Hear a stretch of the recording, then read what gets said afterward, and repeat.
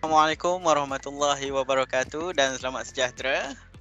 Pertama sekali saya ucapkan syukur kepada Allah Subhanahu Wa Taala kerana dengan izinnya pada petang yang berbahagia ini dalam suasana PKP, masing-masing bekerja di rumah dan sebagainya, kita dapat bersama-sama berkumpul bagi melaksanakan satu sesi perkongsian ilmu yang cukup bermakna, yang cukup rasa bertuah hari ini. Sebab kita dapat kumpulkan dua orang alumni Politeknik Sultan Idris Shah, iaitu Puan Nur Wahidah binti Haji Abdul Rahman dan Encik Saiful Ubaidi bin Hamid. Jadi pada petang ini juga kita amat bertuah kerana Puan Saidah Johnny Knox, Ketua Jabatan Kejuruteraan Awam, turut sama dapat menjayakan majlis kita pada petang ini.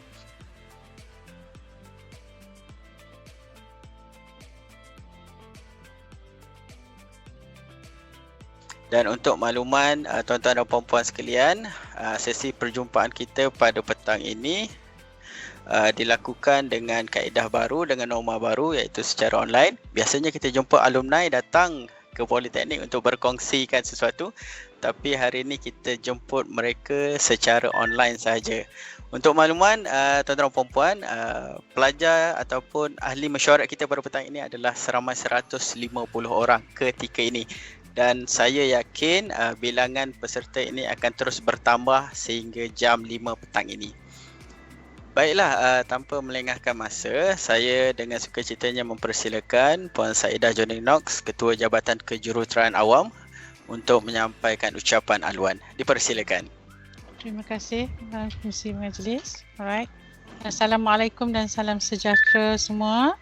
Yang dihormati Dr. Zamsawani binti Zamri, iaitu Penolong Ketua Jabatan Kejuruteraan Awam. Yang berusaha, Puan Farah Wahidah binti Muhammad, Ketua Program DKA. Cik Khairul Anwar bin Alias sebagai Ketua Program DAS dan Puan Mazarina binti Muhammad Zain sebagai Ketua Program DSP. Dan para pensyarah-pensyarah PA dan pelajar-pelajar yang amat dikasihi sekalian. Syukur Alhamdulillah dengan izinnya maka kita dapat bertemu secara atas talian online hari ini untuk dalam satu program yang amat baik bagi saya, iaitu slot perjumpaan penasihatan akademik, iaitu perjumpaan PA, membagi pengisian kali ini iaitu slot bersama alumni. Untuk makluman semua juga, slot ini adalah slot yang ke-6 yang telah dianjurkan oleh unit penasihatan akademik di bawah hal-hal ehwal pelajar PSIS lah. Okey.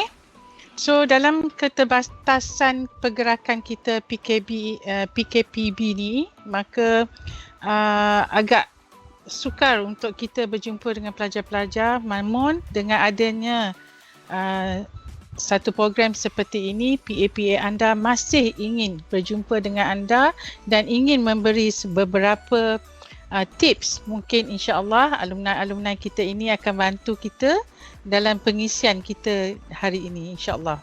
So dalam kesempatan ini saya ingin mengucapkan rasa bangga kepada alumni kita daripada Jabatan Kejuruteraan Awam yang telah berjaya dalam bidang masing-masing, dan insya-Allah kita berasa amat berbanggalah bahawa mereka juga bersedia untuk memberi sumbangan balik kepada warga-warga di JKA ini. Okey. Di sini hari ini alhamdulillah kita ada dua orang alumni yang merupakan graduan daripada program DKA, ambilan yang pertama iaitu pada tahun Disember 2003. Maknanya kalau sekarang adalah 2020, bermakna mereka ini sudah hampir 17 tahun berada di industri di luar sana Okey, dan mereka ingin meluangkan masa dengan kita untuk berkongsi pengalaman dan memberi motivasi agar menjadi inspirasi lah kepada para pelajar sekalian yang masih meneruskan pengajian di sini.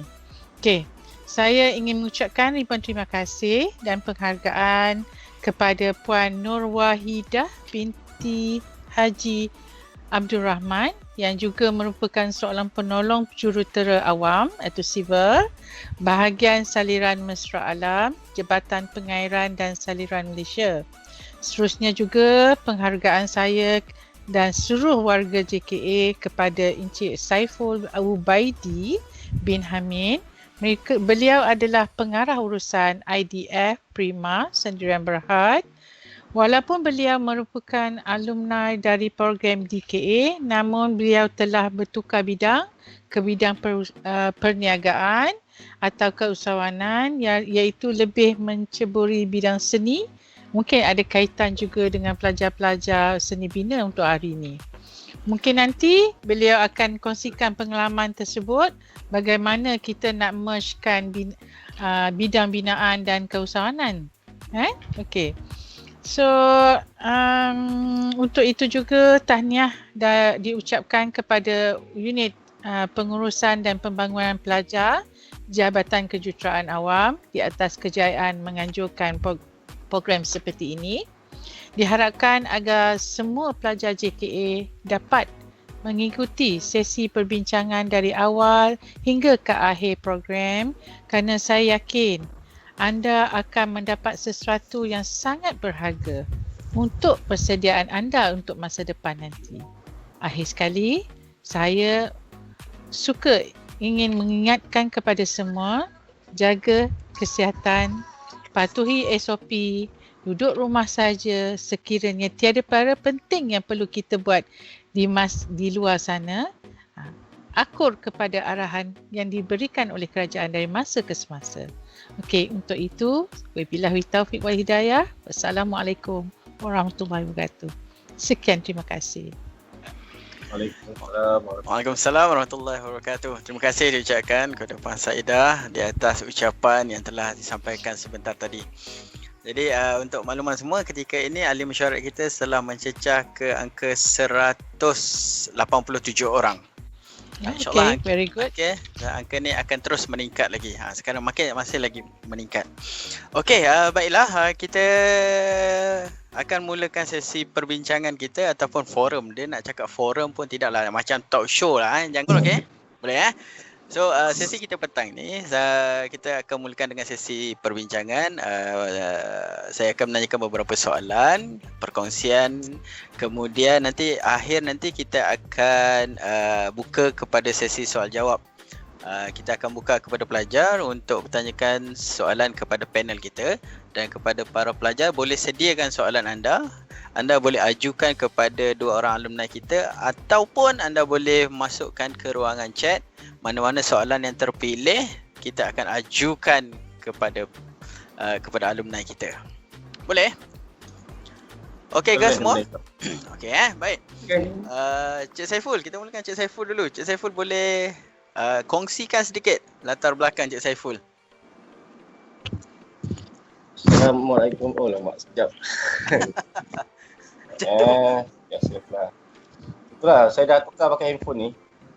Sebab pakai laptop tak berapa okeylah dia sound. Assalamualaikum warahmatullahi taala wabarakatuh semua.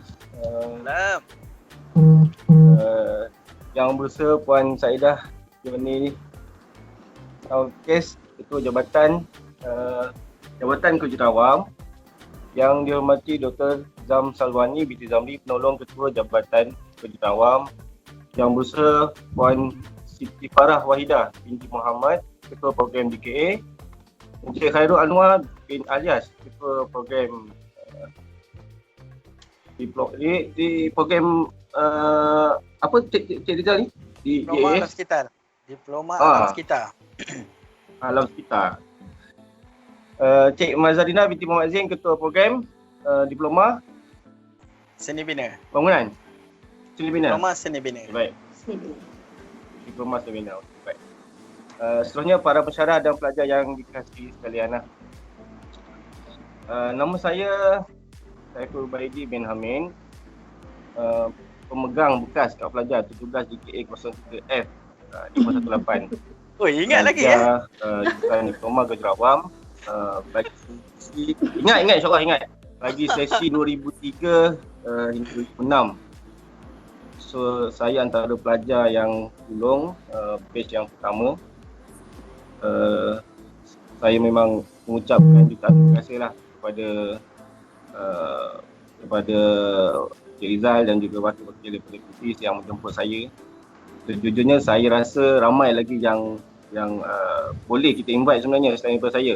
Saya tak rasa lagi saya ni berjaya, tapi yelah, sebab kejayaan tu sangat subjektif bagi saya. Jadi saya memang mengucapkan juta terima kasih lah sekali lagi. Okey ke? Dengar ke suara? Oh, okey, cantik. Jelas. Jelas. Okey, Puan Wahidah, boleh kongsikan sikit latar belakang Puan? Oh, okey. Saya tu macam Saiful macam tak habis lagi tu sebenarnya. Ya ke? Dah habis ke? Cik Tak Saiful? apalah, kita tukar-tukar. Okey dah. Terima kasih kepada semua ahli mesyuarat pada petang ini.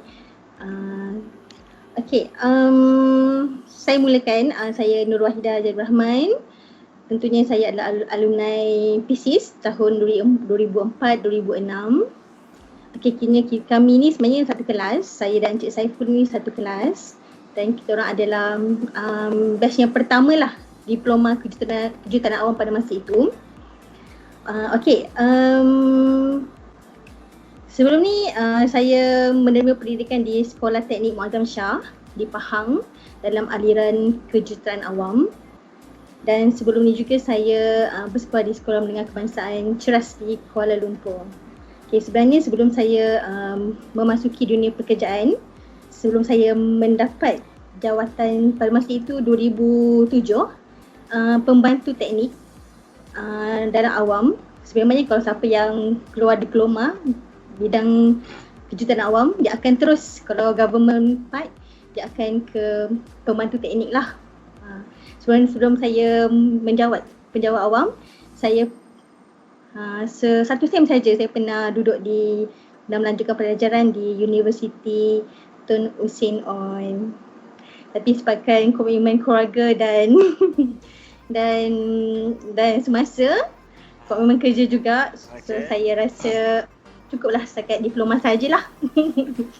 Walaupun Cik Saiful setiap tahun dia cakap dengan saya, belajar. Tak apalah. Okey, itu saja saya boleh kongsi mengenai latar belakang pendidikan saya sebelum dunia pekerjaan. Setakat ni itu sajalah. Mungkin satu hari nanti cita-cita untuk sambung belajar tu akan menjadi kenyataan. Kan sebab apabila kita dah ada niat, dah ada iltizam dalam hati tu, dia akan terus tersemat dan dia akan jadi kenyataan satu hari nanti. InsyaAllah. Saya coursemate satu sem. Kan Pak Arina. Sempat juga sekejap je. Okey. Sempat jumpa Puan Arina dekat UTHM Baik, Cik Saiful, boleh kongsi sikit apa pengalaman ketika jadi pelajar di Politeknik Sultan Idris Shah dulu, ataupun dulu kita kenali dengan nama Politeknik Sabak Benar. Okey, pelajar Politeknik Sabak Bernam. Okey, apa pengalaman yang kita masih ingat masa tu? Pengalaman memang banyak, Rizal. Kalau nak dikongsikan tu, sedih ada, gembira ada. Tapi apa yang paling terkesan dekat saya masa saya belajar di sana dulu, sebagai batch yang pertama, dia ada banyak kelebihan dan kekurangan lah. Antara yang terkesan, kita macam pelajar batch pertama ni terpaksa pergi ke Politeknik Salam untuk buat amali tu. Sebab yelah, saya faham lah, memang fasiliti baru tapi mungkin belum komplit lah. Jadi itu antara pengalaman yang seronok juga sebenarnya. Pelajar-pelajar poli teknik Salam masa tu dia cukup sem, dia boleh balik kampung, tapi kita terpaksa korbankan masa, korbankan waktu, korbankan tenaga. So menimba ilmu lah di Politeknik Salam. Terpaksa tidur kat sana.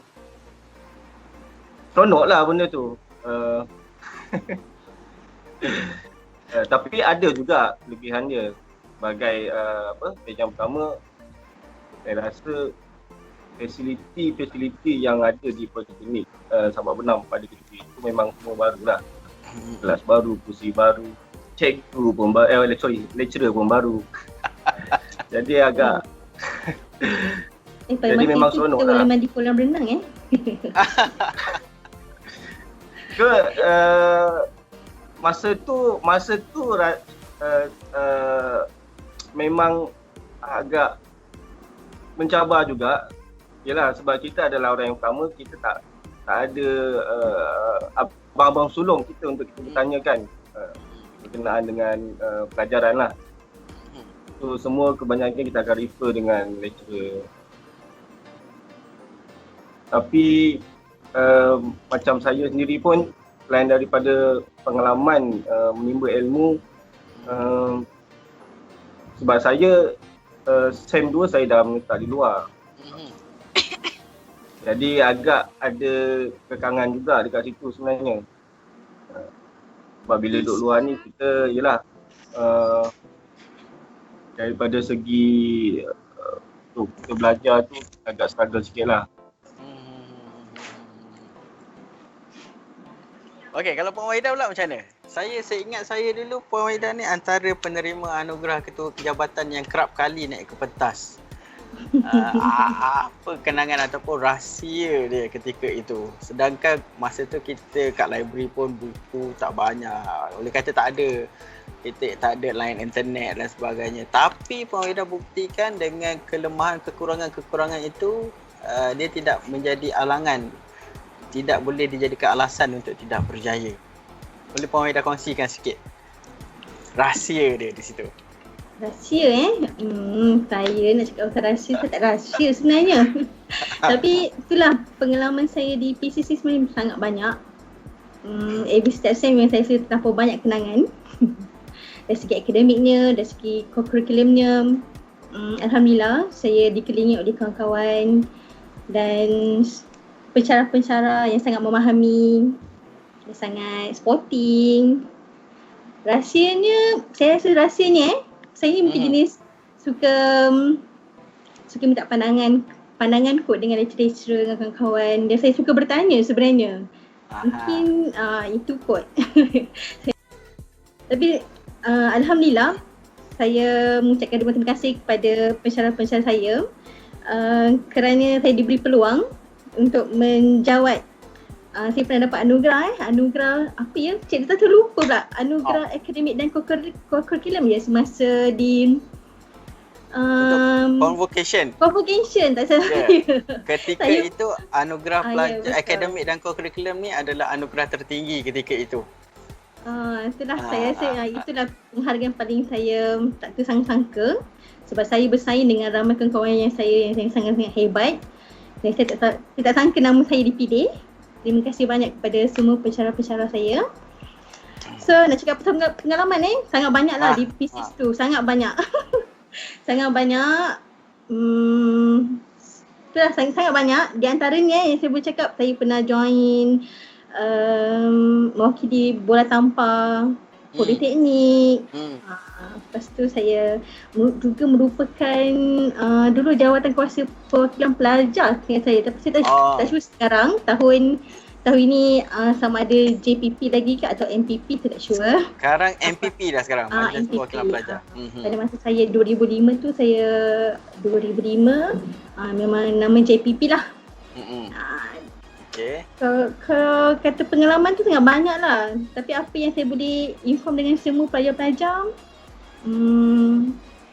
all kena sentiasa bertanya, sentiasa cekal, ikhlaskan diri, kena banyak mencari ilmu-ilmu tanpa sebenarnya kalau ikutkan syllabus di Politeknik ni memang bukanlah sangat sukar dan senang.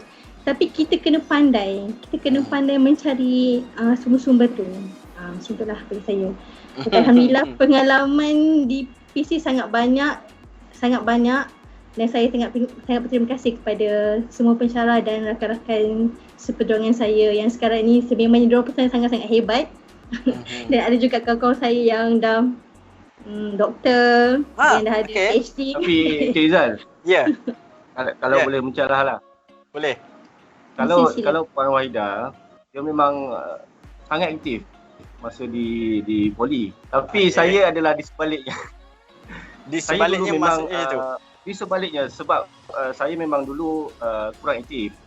Saya agak ketinggal kat situ. Saya kurang aktif lah. Tapi bila saya dah memasuki bidang perniagaan ni, sebenarnya sangat-sangat membantu untuk kita aktif semasa di politeknik.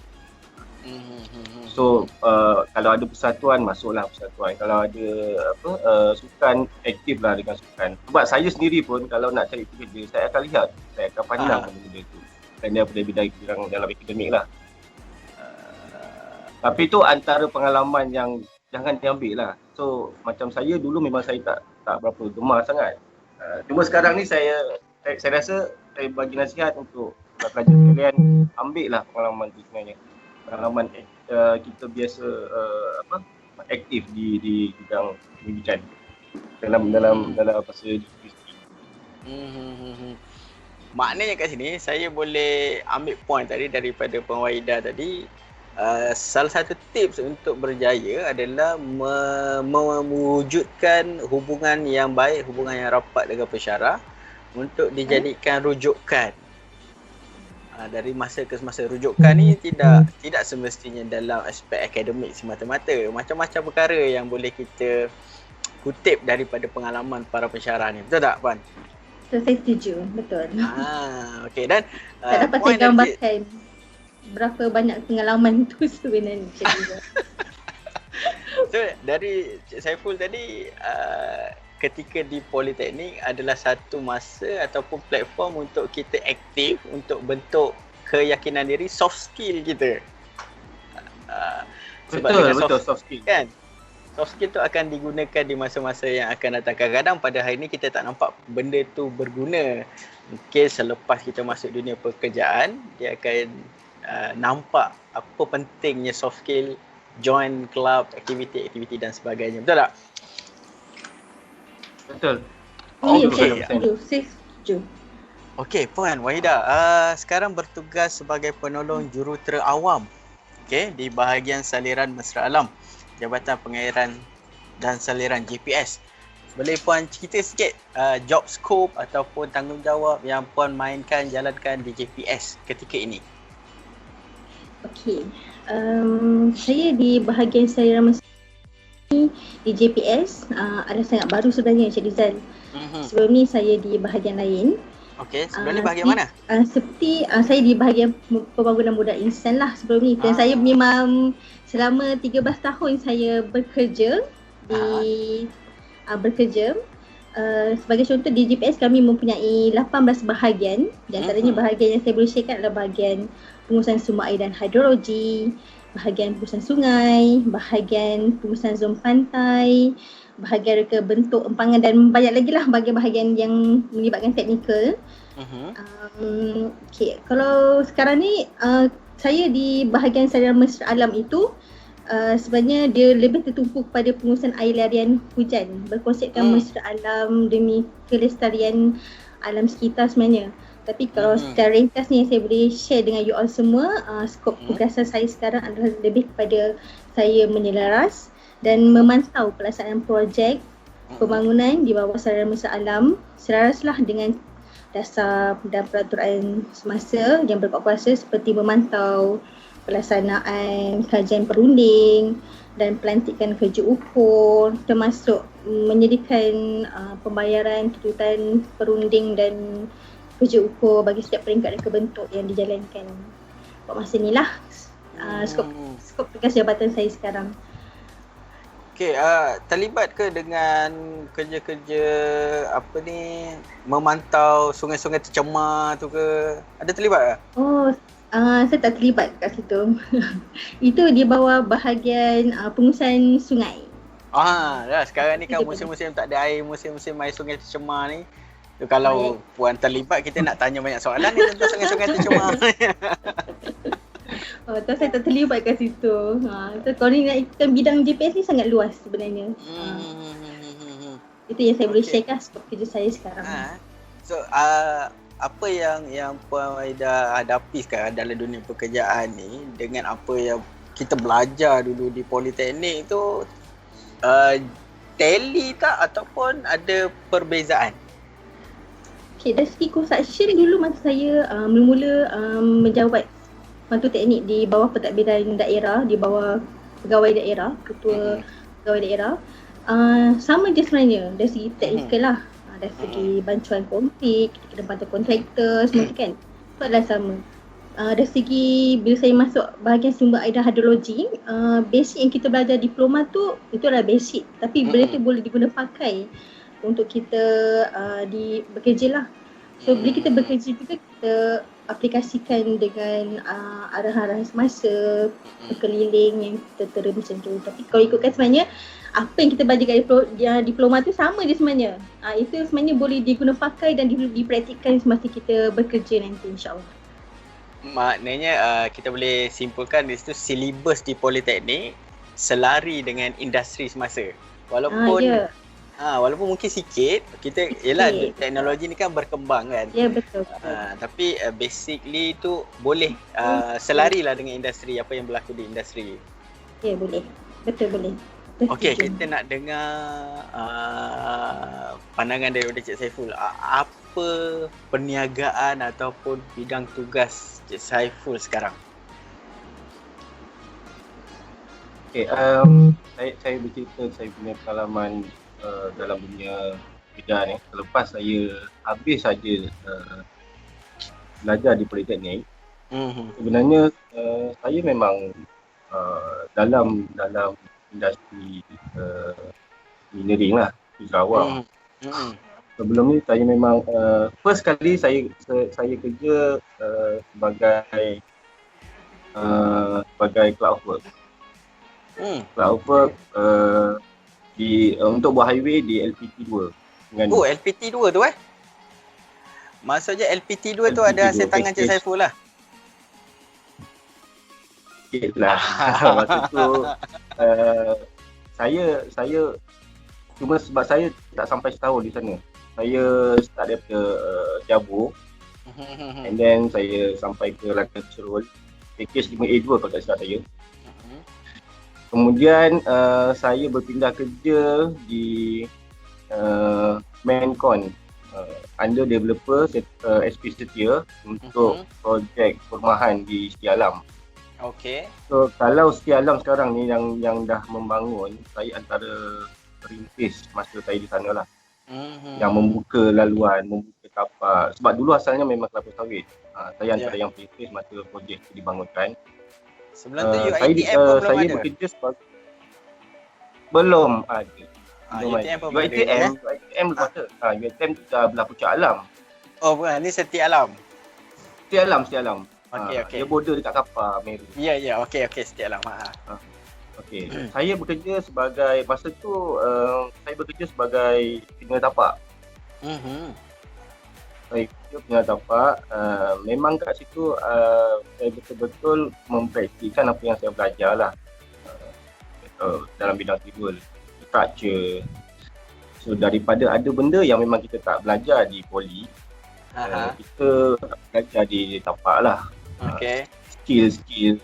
And then kita jangan rasa malu lah nak belajar daripada tukang sendiri. Kadang tukang ni pun walaupun dia tak belajar formal, tapi dia ada skill-skill yang memang masa dalam pekerjaan je kita boleh dapat skill. Habis saja di sana, saya dapat tawaran bekerja di Tourism Selangor. Masa ni saya dah start masuk bekerja di government lah. Tourism Selangor di Shah Alam, saya bekerja sebagai technician. Jadi masa di sana saya lebih kepada bidang pengurusan untuk buat tender, buat BQ. So masa yang sebelum tu, masa saya construction tu saya dalam lapangan. Jadi bila masuk government saya memang banyak kerja kat office lah. Saya buat tender, saya buat BQ, saya buat warga. And then ada kontraktor, pantau kontraktor untuk produk-produk pelancongan di dalam Selangor lah. Kemudian saya dapat tawaran di Perbadanan Wakaf Selangor sebagai penolong jutawan. Badan Wakaf Selangor ni adalah satu badan yang dia duduk di bawah MAIS sebenarnya, Majlis Agama Islam Selangor. Asalnya dulu memang dia adalah satu unit yang kecil, tapi bila dah diperkasakan, dia buat entiti sendiri. Masa tu memang banyaklah yang apa saya belajar juga. Walaupun nampak macam apa kaitan ni, ini macam graduan daripada UIA je ni kan. Macam agama je kan. Tapi sebenarnya tak, saya memang perlu dikawal. Saya banyak uruskan saya banyak uruskan saya banyak uruskan projek-projek dalam pembinaan masjid di surau.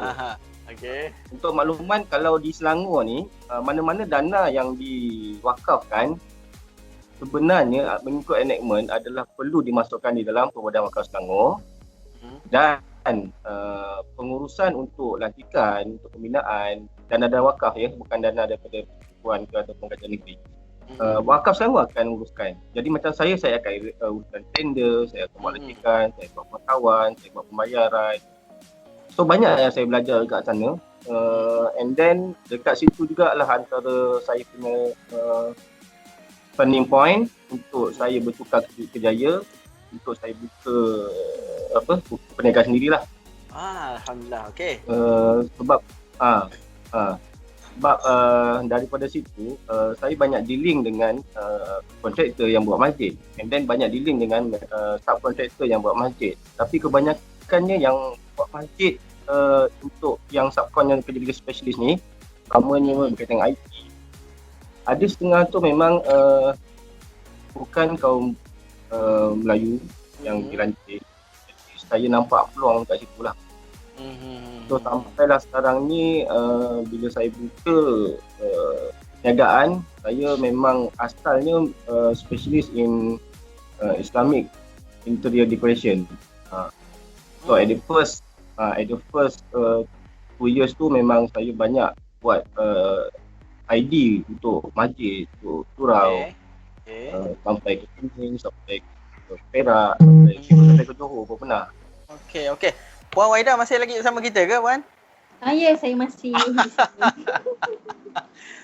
Itulah Puan, memang menarik apa yang dikongsikan oleh cik saya. Dahsyat. Saya Kalau respect. saya diberi peluang. Kalau saya diberi peluang untuk pencin awal. Saya pun nak bekerja bawah dia.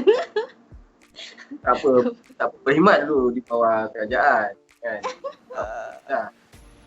Ada strateginya di situ. Ada strategi. Puan Wahida, kita nak tanya Puan Wahida, apa cabaran yang selalu Puan hadapi dalam JPS? Maksudnya bukan kita nak cerita dalam organisasi. Maksudnya dalam cerita-cerita pekerjaan, skop pekerjaan Puan, apa cabaran yang selalu Puan hadapi yang kita boleh share dengan student, dengan pelajar kita? Okay, Cik Intan, sebenarnya dari segi cabaran ni, dia bergantung pada situasi skop pekerjaan kita. Okay. Saya ni daripada 13 tahun berkhidmat, saya saya bertukar-tukar skop kerja sebenarnya. Okay. So cabaran dia tetap ada, bergantung pada situasi skop kita bekerja tu. Yang penting kita punya kekuatan diri kita kena tahu dan cara kita mengenangani masalah tu sendiri. Kalau ikutkan saya sebenarnya 13 tahun ni, saya bukan buat kerja yang sama. Dia berbeza atas kehendak pengusaha atasan. So kalau dia tengok saya lebih pada sini, dia akan terus, okay Wahida, you kena buat ni sekarang macam ni. Macam itulah situasi yang berlaku di tempat saya bekerja lah. So kalau macam saya ni expert sikit bab database kewangan, okay Wahida, you kena jaga, macam itulah situasi dia. Dia sebenarnya bergantung kepada skop bidang tugas saya di JPS dan bergantung juga pada pengusaha atasan. So saya memang kalau nak bercerita pasal skop kerja ni memang berbeza mengikut tahun. Kita tak sama setiap tahun. Okay, maksudnya kalau kita dalam dunia pekerjaan ni, ada skop kerja yang kita tahu kita kena buat dalam tempoh jangka masa yang panjang. Ada kadang-kadang kita dapat kerja ni, okay, you kena buat ad hoc. You kena siapkan besok. Ni penting, you kena siapkan ni. Kadang-kadang ada tak, selalu tak jumpa situasi yang macam tu? Itu normal. Itu normal kalau Yes. kau dalam bekerja. So kadang macam bukan kerja, kita bukan terikat dengan kerja kita saja. Kadang-kadang kalau macam section yang bukan bidang kerja kita pun, kita kena ambil tahu juga. Itu sangat satu benda yang mencabar lah. Kadang macam itu kan kerja kita, so kita kena ambil tahu. Macam tu. Okey. Bagi melancarkan proses pentadbiran bahagian lah. Okey, bagaimana Puan menyerap situasi kehidupan kampus dulu dengan assignment, dengan test, dengan aktiviti, dengan apa yang Puan hadapi sekarang dalam dunia pekerjaan? Apa yang saya boleh share maksudnya apa saya start daripada dulu tu. Sikap kita dalam menyelesaikan sesuatu tugas tu. Maksudnya kita kena alert, kita kena sentiasa melakukan yang terbaik lah untuk satu benda yang kita lakukan. Dulu masa dapat assignment ada tak? Pernah ciba, okay, ibu hari ni besok kena hantar? Pernah sih, macam jarang. Selalunya lecture dia kau bagi tempoh. Tapi itulah kepada para pelajar, yang penting assignment jangan lupa hantar. Sebab saya jenisnya memang suka menghantar assignment, kena memang awal. Memang kalau lecture suruh, saya memang akan sentiasa. Tak tahulah, itu dulu saya pada ketika 2004, 2006 yang dahulu lah. Tapi benda tu pun memang saya serapkan di alam pekerjaan. So mungkin itulah atasan saya lebih suka memberi saya tugasan-tugasan yang ad hoc macam tu. Kan ada masa dia benda tu datang ad hoc. Jadi kita kena selesaikan. Kalau kita tak sanggup menerima ataupun kita tak dapat tidak bersedia, kita terkejut, lepas tu kita memberontak, kita protes kan. Tak ada guna pun. Okay, Puan, macam mana Puan melihat peluang yang diperoleh oleh pelajar politeknik ni dalam menghadapi dunia pekerjaan sebenar? Kau ganja ke genap? Okey.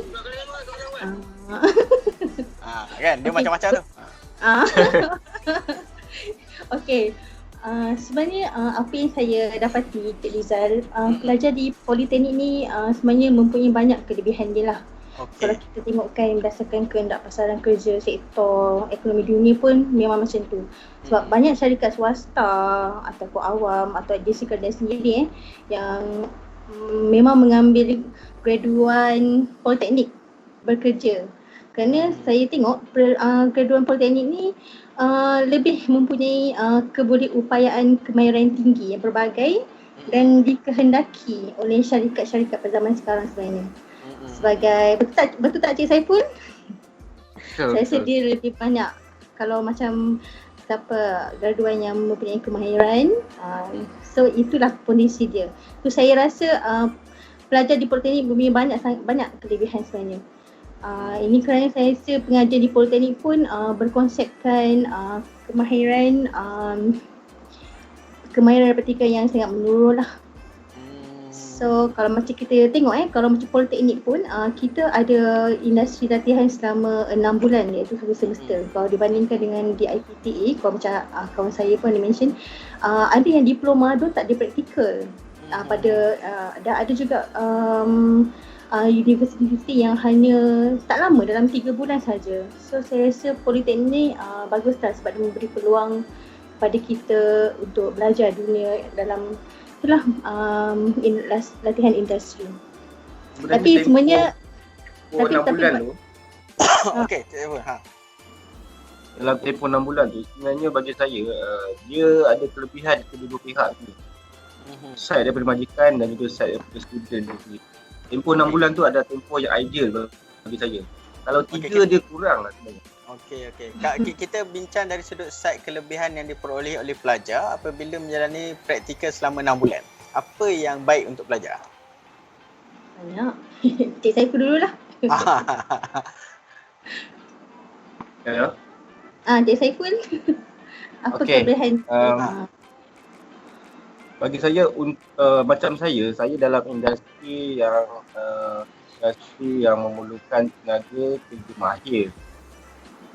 Jadi ada banyak kerja yang memang saya perlukan masa untuk saya ajar dan daripada teori. So practical tu memang saya sangat-sangat tekankan untuk orang tu dia boleh adapt apa yang saya ajar. Tempoh 6 bulan tu bagi saya agak ideal lah. Sebab ada juga yang contohnya macam IKBN, let's say IKBN, kita ambil IKBN dalam 3 bulan. Okay. Jadi tempoh 3 bulan tu, sebulan je dah dia punya orientasi, dia orientasi lah. Okay. Nak kenal barang, nak kenal tu lah semua tu. Masuk bulan 2 baru kita nak ajar. Bulan 3 alamak, bulan last dah. Tak sempat lagi habis kita syllabus kita nak ajar dia sebenarnya. Okay. Tapi 6 bulan tu bagi saya memang banyaklah yang pelajar tu akan belajar dan juga apa yang benefit daripada set majikan pun dia akan timbal balik lah. So macam saya pun sekarang ni bagi saya pelajar politeknik ni dia banyak orang sebenarnya. Kita tak nak tengok jauh lah macam saya sendiri. Saya daripada pelajar politeknik. Okay. Saya belajar daripada politeknik, and then saya sekarang buka perniagaan. Saya ambil intern daripada pelajar politeknik juga sebenarnya. Okay. Saya bermula daripada 2 orang. Okay. Masa mula-mula saya buka 2 tahun selepas bermula 2 tahun. 2 tahun lepas. 2 tahun pembukaan saya ambil 2 orang. Saja intern daripada Politeknik Shah Alam. Okay. Kenapa Politeknik Shah Alam bukan Politeknik Sabah Benam? Itu persoalan dia. Sebab saya ambil pelajar daripada teknologi perkayuan. Saya banyak menggunakan khidmat daripada diorang. So kalau Politeknik Sabah Benam masih belum ada ya. Okay. Belum ada Sabah lagi. Benam belum ada lagi ya. Belum ada lagi lah. Maksudnya kita tak ada pelajar dalam teknologi perkayuan tu, kita tak ada. Kalau kata Cik Saiful nak cari pelajar yang itu kan. Tapi kalau Cik Saiful boleh ambil pelajar diploma kejuruteraan awam, dia orang ada belajar asas perkayuan. Asas perkayuan. Cuma macam seni bina ada ke? Seni bina ada? Seni bina ada juga saya. Politeknik Sabah Benam ada? Ada. Kita Politeknik Sabah Benam ada diploma seni bina, diploma Laskita, diploma kejuruteraan awam. Seni bina saya rasa satu kos yang sesuai kalau Cik Saiful ambil untuk intern. Saya tak tahu pula ada. Masa zaman saya tak ada rasa. Masa tu pelajar belum masuk. Masuk. Okey, mungkin macam lepas ni kita boleh panggil pelajar macam sekarang ni saya memang ambil bekerja 4 orang daripada politeknik. Oh, okey. Saya punya staff ada 4 orang daripada pelajar Politeknik Shah Alam dan juga bulan 1 akan datang ni akan ada intern masuk daripada Politeknik Shah Alam juga. Okey Cik Saiful. Dulu Cik Saiful pelajar politeknik dan sekarang Cik Saiful menjadi bos kepada pelajar-pelajar politeknik. Betul? So bagaimana Cik Saiful menilai kemampuan pelajar-pelajar politeknik sekarang? Satu yang memang saya suka pelajar politeknik ni, diorang ni cepat belajar. And then daripada segi praktikal lah, dia memang mungkin dah biasa benda-benda yang memang daripada teori ni dia cepat adapt, tangkap. Dan saya pun tak begitu susah lah saya nak ajar.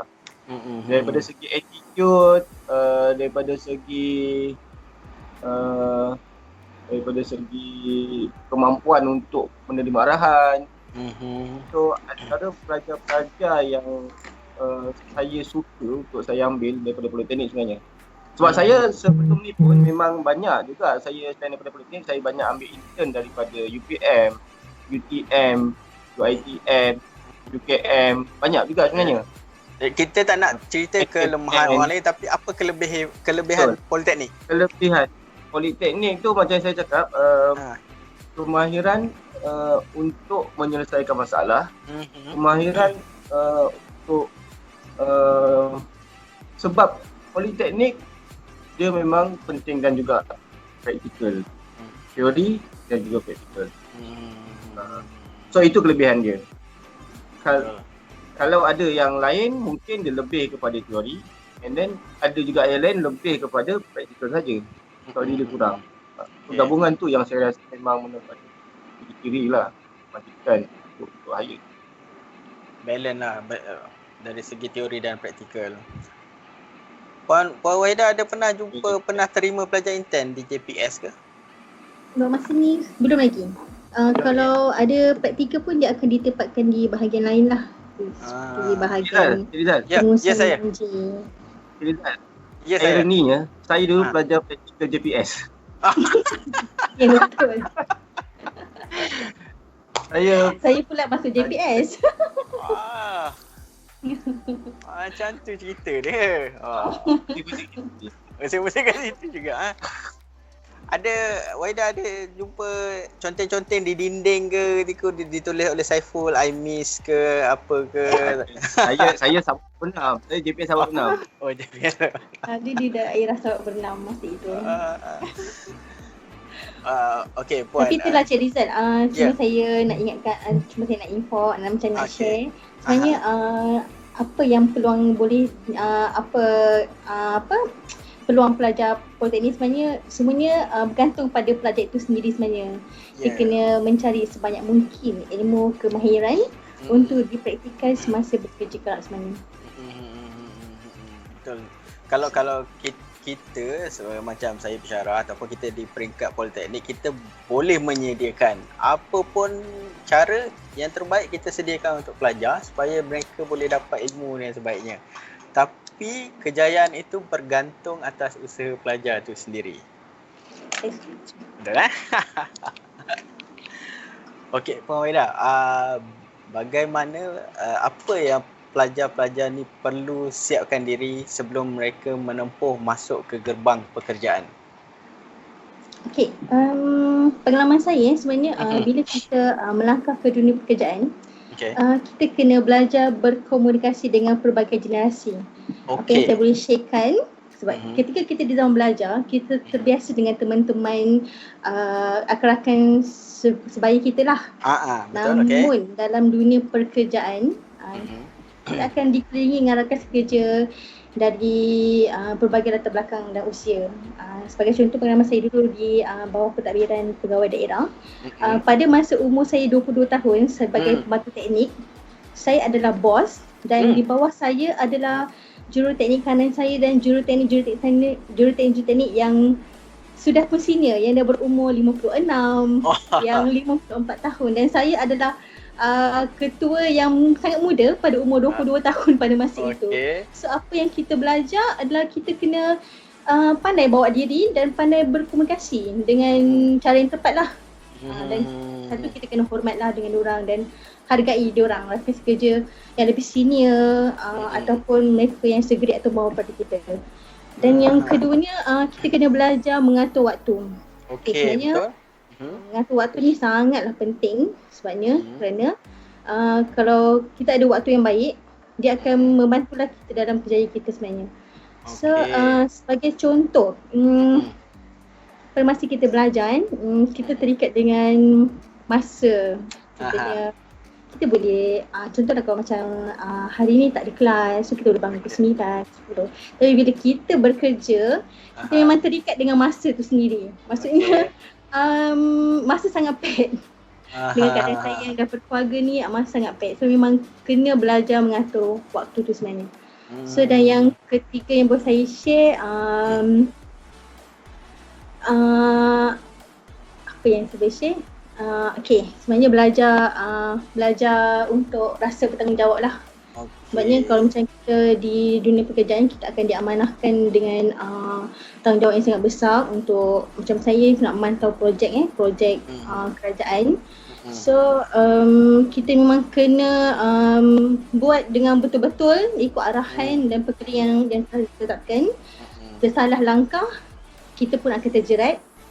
So apa pun, sebagai contoh, macam kita kena melatih lah diri kita dengan rasa tanggungjawab. Sebagai yang saya boleh nasihatkan kepada pelajar, check assignment yang lecturer bagi, patuh arahan pensyarah-pensyarah lah dari semasa ke semasa. Okey, terima kasih. Cik Saiful, apa persediaan yang perlu pelajar ada sebelum menceburi dunia pekerjaan, dunia perniagaan? Kita skop entrepreneurship. Saya ada 5 poin sebenarnya. Okey, baik. So ini apa yang saya sendiri rasa, yang saya rasa yang agak bermanfaat lah untuk saya share. Poin yang pertama adalah dalam bidang yang kita ceburi, kalau boleh kita sehabis baik kita dalami bidang tu.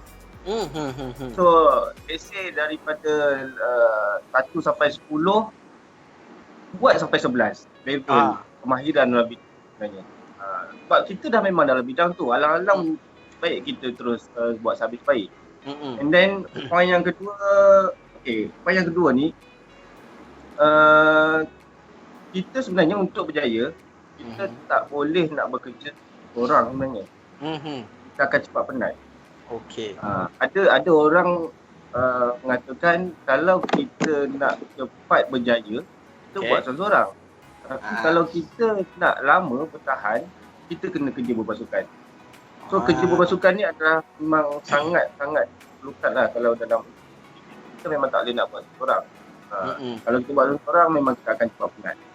And then poin yang ketiga, poin ketiga ni dia lebih kepada kemahiran untuk menyelesaikan masalah, troubleshoot. Troubleshoot ni sebenarnya macam saya sendiri, saya agak suka tantangan yang memang masalah ni tak perlu sampai saya, awak saya selesai. Tapi bila ada satu tahap yang memang kita tak boleh nak kan, dia akan berbincang dengan kita. Tapi kalau perkara yang agak ringan, so tak perlu sampai ke pengetahuan saya, dia boleh selesaikan diri. So orang tu memang baguslah. And then poin yang keempat, poin yang keempat ni dia agak relate dengan yang tadi tu. Maksud dia kita sebenarnya tak perlu pengawasan yang tinggi untuk buat kerja ni. Kita tak perlu kena tengok, kita tak perlu kena ajar selalu. Kita kena self improvement, kita kena belajar sendiri apa yang rasa kita tak tahu, boleh bertanya, tak ada masalah. Cuma kalau boleh kita usaha. And then kerja memang kalau boleh di bawah penguasaan minimum lah. Sebab macam dulu saya nak minta kerja sebenarnya, ini saya pengalaman lah. Bila saya tengok apa masalah kerja bawah penguasaan minimum ni, tapi kan memang kebanyakannya majikan akan buat benda-benda macam ni. Tapi saya bila jadi majikan saya, benda tu memang sangat penting. So tak adalah istilah nak mula ke apa kan. So tahu. Poin yang terakhir adalah penting untuk membuat multitasking. Multitasking ni dalam masa sekarang ni, saya rasa sebagai majikan juga saya perlukan orang yang memang ada multitasking. Dia tak boleh tidak, memang nak kena ada belajar berbagai bidang, berbagai ilmu untuk kita adapt. Let's say macam saya sekarang ni, saya ada designer. Saya ada ID interior designer, and then saya ada juga craftsman, person. Selain daripada diorang buat design, diorang buat drawing, dalam waktu sama diorang buat sale. Diorang jumpa klien, diorang buat sale. So, kenapa saya perlu hire dua orang yang berbeza? Walaupun memang sekarang ni saya memang ada orang staff sale juga sebenarnya. Tapi kalau dia boleh buat dua kerja, kenapa saya nak hire orang lain lagi kan? Kita bukan nak ambil macam kita nak mempergunakan apa. Tapi itu adalah cabaran daripada segi kaki tangan tu sendiri. Macam mana dia nak menonjol dia punya skill, dan dia punya kemahiran, kelebihan dia untuk dilihat, dinilai dari pemajikan. Itu antara yang memang saya share lah. Okey. 5 topik tu kita kena ada teamwork, kita ada sedia untuk bekerja lebih dan sebagainya lah tadi. Okey, kepada para pelajar, kita sekarang boleh buka kepada soalan. Sekiranya para pelajar ada sebarang soalan, boleh utarakan kepada alumni kita. Ataupun sekiranya nak bagi dekat ruangan chat pun boleh, kita akan bacakan soalan-soalan tersebut kepada alumni kita. Sambil tu Cik Saiful dan Puan Wahida, kita berhenti rehat sekejap bagi menghormati masuk waktu asar.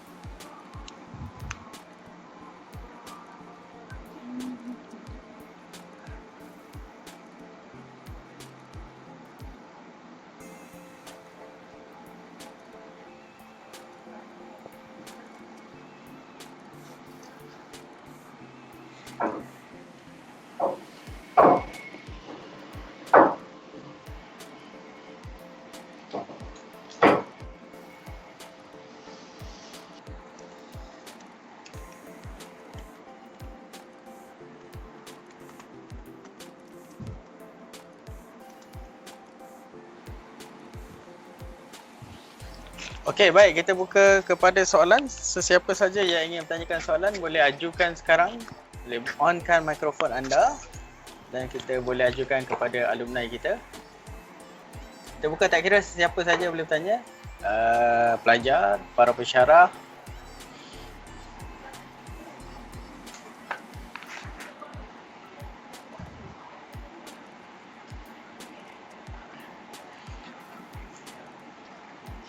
Baik, Puan Wahida, sambil kita tunggu soalan diajukan, kita boleh simpulkan tadi sebenarnya dalam kehidupan kerjaya ni ada dua perkara yang perlu kita titik beratkan. Yang pertama adalah hard skill, iaitu ilmu-ilmu yang kita belajar dalam kelas, dalam buku, dalam assignment, calculation, teori dan sebagainya. Itu adalah hard skill.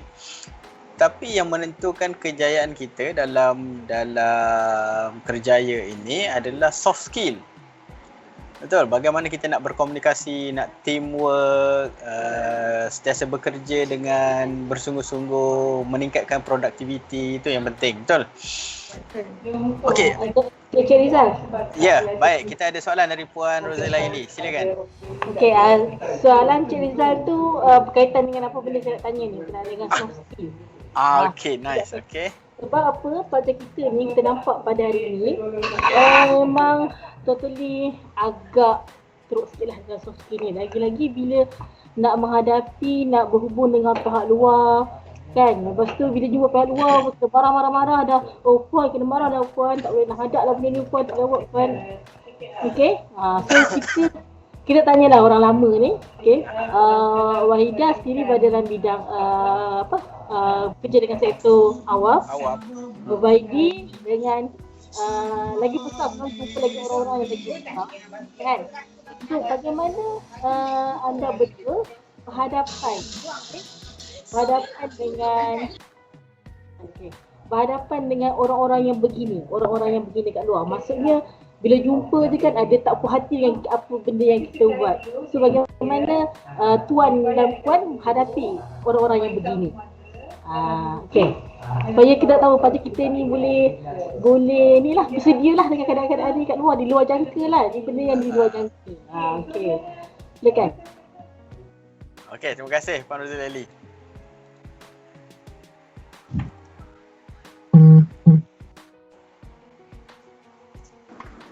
Okay, Cik Saiful masih ada talian ya? Cik Saiful boleh? Masih. Saya off. Puan Wahida di mana ni Puan Wahida? Tak tahu, tiba-tiba dia terpadam.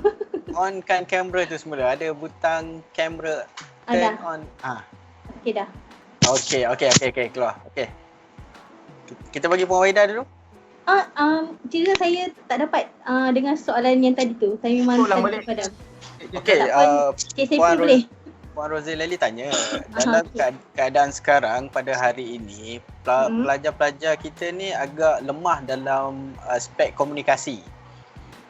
Mereka tak boleh nak sampaikan hajat, kemudian dia dapat feedback yang dia tak bersesuaian dengan hajat dia tu, seolah-olah dia kena marah ke dan sebagainya, kemudian balik refer kepada lecturer, "Cik, saya kena marah, maklumat tak dapat." Contohnya macam itulah. So, bagaimana Puan dan Cik Saiful berhadapan dengan situasi pelajar-pelajar seperti ini? Andai kata dia datang, dia tak dapat komunikasi, macam mana nak dapat feedback daripada dia? Dapat feedback okey. Bagi saya ke atau Cik Saiful? Boleh, tak ada masalah. Okey. Bagi saya situasi macam tu, kalau kita confused, kita kena bertanya. Bertanya, memastikan apa yang kita dapati tu adalah tepat. Bagi pandangan saya lah, kalau maksudnya dari segi komunikasi tu, walaupun macam kita dapat info salah, and then kalau kita ada usaha untuk bertanyakan lebih sikit kepada lecturer, why not kan? Maksudnya kita perlu dapatkan information yang tepat lah dulu. Terjawab tak dengan soalan saya, Cik Puan Rozi? Sebab tadi saya memang saya tak sure nampak dia. Okey. Saya minta feedback Cik Saiful. Okey, baik. Saya nampak dekat sini dua benda yang perkara paling utama kita kena buat. Yang pertama tu adalah perbincangan, dan yang kedua tu adalah bersedia menerima kritikan, bersedia menerima mengakui kesalahan sekiranya memang itu adalah kesilapan dan website kita.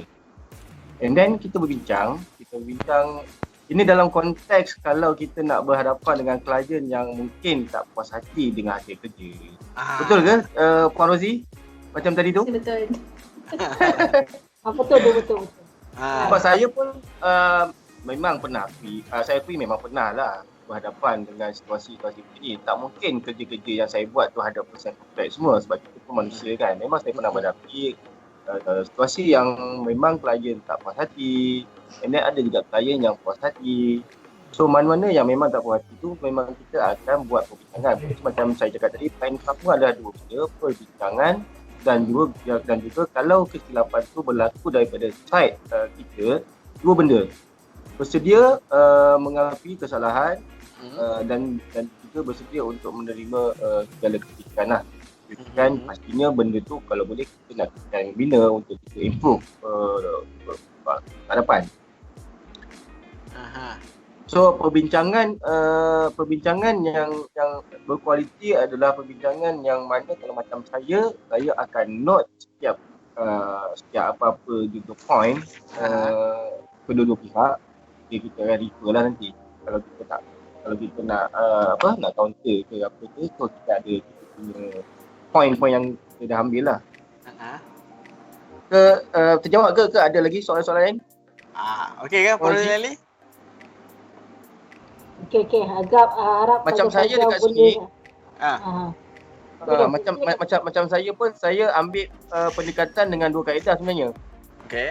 Setengah orang dia tidak ada sukar menerima kalau kita bercakap, and then dia lebih prefer kalau kita buat untuk melalui surat sebenarnya. So dalam ni mungkin writing skill tu agak penting juga sebenarnya, penulisan tu. Selain daripada kita bercakap, kalau kita berbincang, pun boleh juga dalam writing skill, dalam kaedah statement ke yang kita keluarkan, tu macam tu lah. Sebab tu dalam proses penilaian di Politeknik, kita ada penekanan penilaian melalui pembentangan. Itu akan mendidik proses komunikasi pelajar. Kadang-kadang mereka ada produk, macam Cik Saiful kan, ada produk tapi tak boleh deliver dengan baik. Komunikasi tidak berkesan. Jadi kita tak boleh nak sell kita punya produk. Kan? Selain daripada tu, kita juga minta pelajar untuk hasilkan report, lab report dia, assignment dia, ada final year project punya report. So itu untuk memastikan pelajar-pelajar ni mahir dengan penulisan. Sebab tu kita kena buat. Sekarang pelajar ada report tu memang sangat membantu sebenarnya. Sangat membantu. Macam saya pernah kerja di sektor government, kena buat SKT let's say kan. So report untuk prestasi kerja, prestasi jawatan kan, LPT contohnya. So benda tu memang agak membantu sebenarnya. Even macam sekarang ni pun saya dalam next week saya ada meeting management. So saya tengah compile report daripada bahagian sale, bahagian pemasaran, report daripada bahagian projek, production, report daripada kewangan. So benda-benda tu sebenarnya kalau kita dah ada basic, kita sebenarnya boleh buat satu report yang cantik sebenarnya. Betul. Kita dah belajar analisis data, kita dah belajar buat kesimpulan, conclusion, hasil cadangan, pandangan dan sebagainya, betul? Betul. Okey, kita ada satu soalan daripada Muhammad Alif Daniel. Dia tulis di ruangan chat.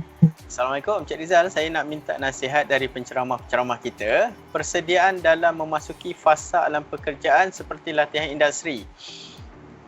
Apa persediaan sebelum masuk latihan industri, fasa latihan industri dan seterusnya masuk fasa pekerjaan?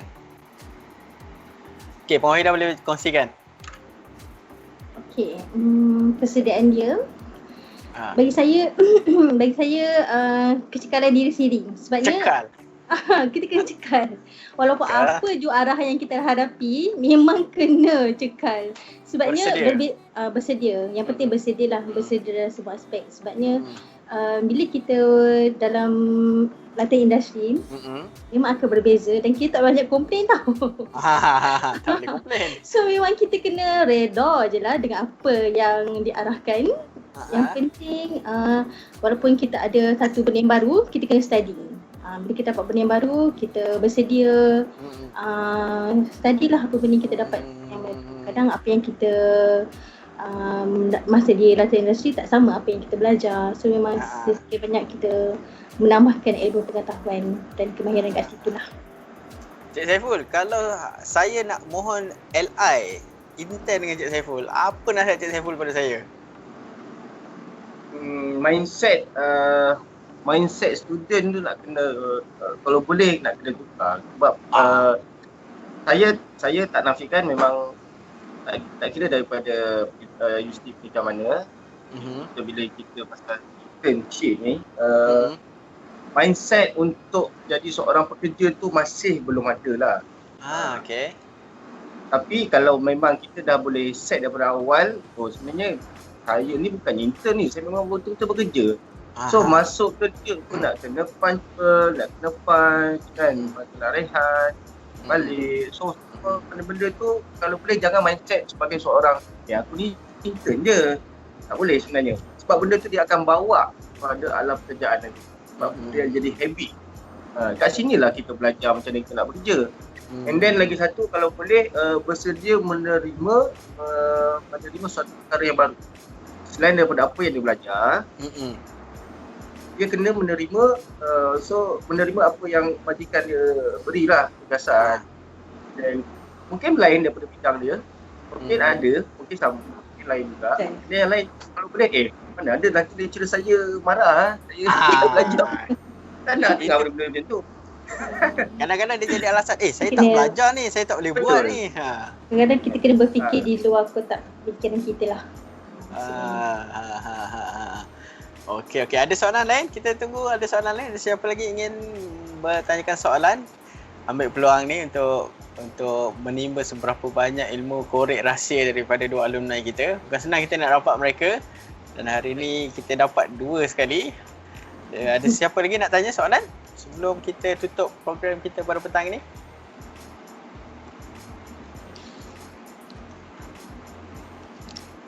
Ada ke soalan?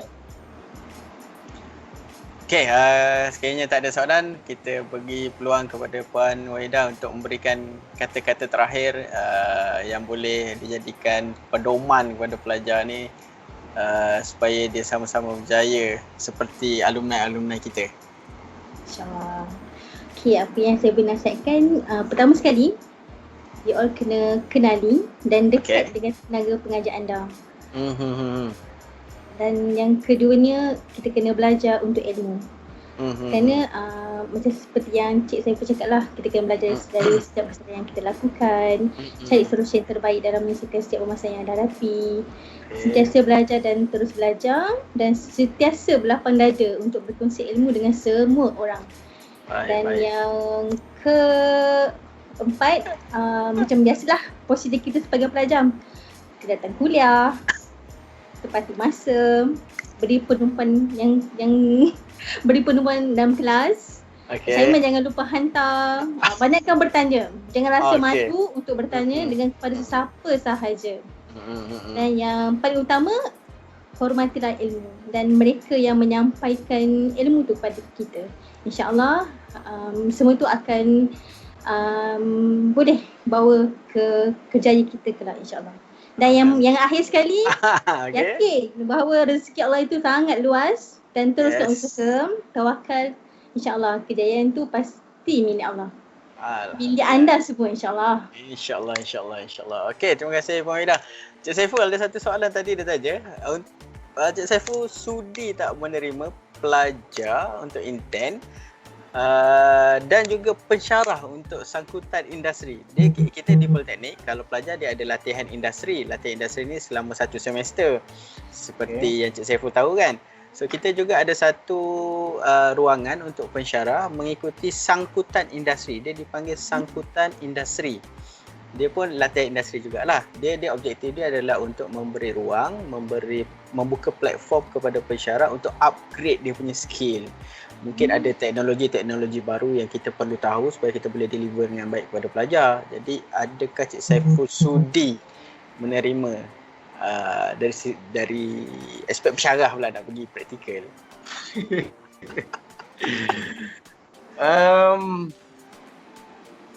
Saya sebenarnya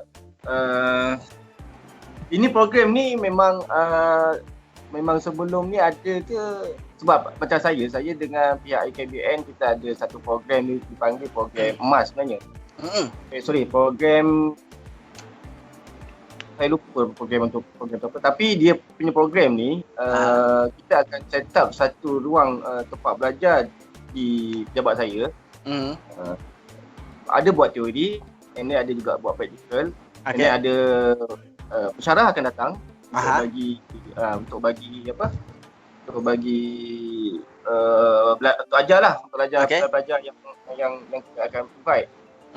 So, program tu sama ataupun lain daripada yang macam ni? Kalau kita lecturer tu pergi praktikal kat company. Untuk tempoh 6 bulan. Dia tempoh 3 bulan boleh, 6 bulan boleh, setahun pun boleh. Boleh, tak ada masalah sebenarnya. Okey, itu berita gembira untuk kita. Cuma yalah, kalau macam Cik Rizal memang kejuruawam. Jadi saya sebenarnya nak ajar kejuruawam tu sebenarnya dah tertinggal jauh lah sebenarnya. Saya tak tahu apa yang saya nak ajar.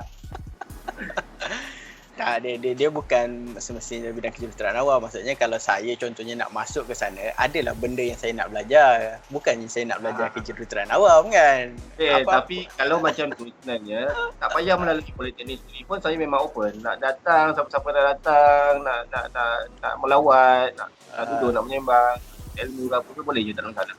Saya terima je. Kalau kita buat part time satu ahad boleh?